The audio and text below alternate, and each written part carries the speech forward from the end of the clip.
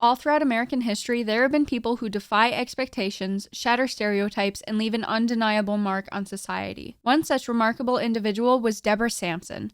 Her courage and determination made her an icon of strength, resilience, and an essential person in the development of America. Born in Plimpton, Massachusetts in 1760, Deborah Sampson grew up during a time when women's roles were confined to cooking, cleaning, and taking care of children. Even from a young age, she wanted to do something more, and this desire set her on a path that would allow her to achieve something extraordinary. At the age of 21, Deborah Sampson made the bold decision to disguise herself as a man and enlist in the Continental Army during the Revolutionary War. For 3 years, Deborah served her country with extraordinary dedication, enduring hardships and the dangers of war. It wasn't just her bravery that set her apart, it was her unwavering commitment to the principles of equality and justice. She fought not only for her own freedom, but for the rights of women to be recognized as equals in the eyes of the law.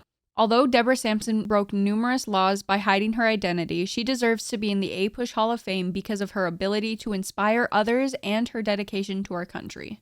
Deborah Sampson was born December 17, 1760, the third youngest of 7 children. Her parents were Jonathan Sampson Jr. and Deborah Bradford Sampson.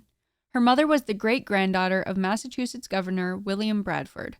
Deborah Sampson's father allegedly died on a sea voyage when she was 5. This left Deborah's family in ruin, and her mother was forced to split up their family and place the siblings in different households across the country. When Deborah was 10, she was given to Deacon Benjamin Thomas as an indentured servant. She stayed with him until she was 18, then she worked as a teacher and a weaver for the 2 years following. Deborah Sampson's first attempt to serve in the army during the Revolutionary War was in 1782. She took the name Timothy Thayer and enlisted in an army unit located in Middleborough, Massachusetts. Her audacious plan to join the military worked until she was recognized by a local resident in the town she was staying at. The army required her to pay money as punishment, and the church that she went to refused to associate with her until she begged them for forgiveness. This was definitely a setback, but there was no way Sampson was going to let it stop her. Her second and most effective attempt at enlisting in the army was in May 1782 at the age of 21, when she went under the name Robert Shirtliff. She cut her hair, bound her chest, and dressed in men's clothing, and with this new identity she successfully enlisted in the Continental Army.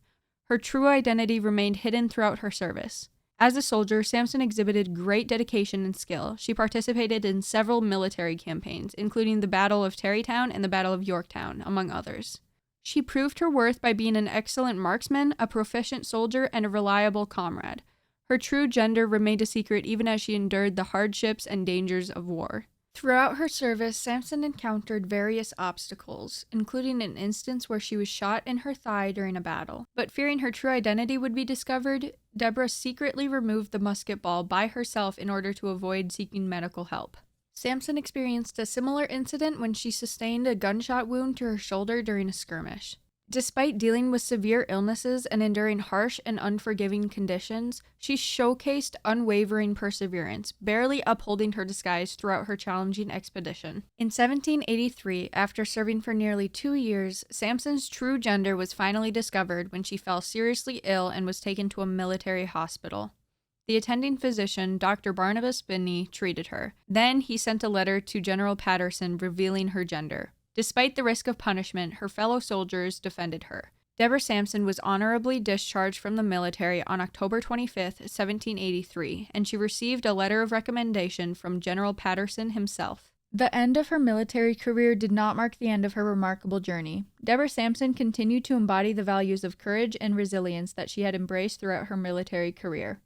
After her discharge, Deborah returned to Massachusetts and resumed life as a civilian woman. In 1785, she married a farmer named Benjamin Gannett, but she still wanted to continue making an impact on the people of America, so she decided to resume her mission. She became the first woman in America to go on a speaking tour, sharing her experiences from the war and advocating for the rights of women. Through her captivating narratives of bravery and resilience, Deborah Sampson ignited a flame of inspiration among women far and wide, compelling them to confront the rigid boundaries of societal expectations and to fight for greater autonomy. She recognized that her own accomplishments were not isolated triumphs, but rather important strides towards a more equitable society. Deborah Sampson was amazing. She had given so many people the courage to speak up for what is right. Unfortunately, on April 29, 1827, Deborah Sampson passed away at the age of 66. Her spirit continues to resonate with each new generation of women who find inspiration in her remarkable journey. Her life's work has become an endless symbol of empowerment, reminding women to embrace their inner strength, defy limitations, and tirelessly strive for a world where gender equality knows no bounds.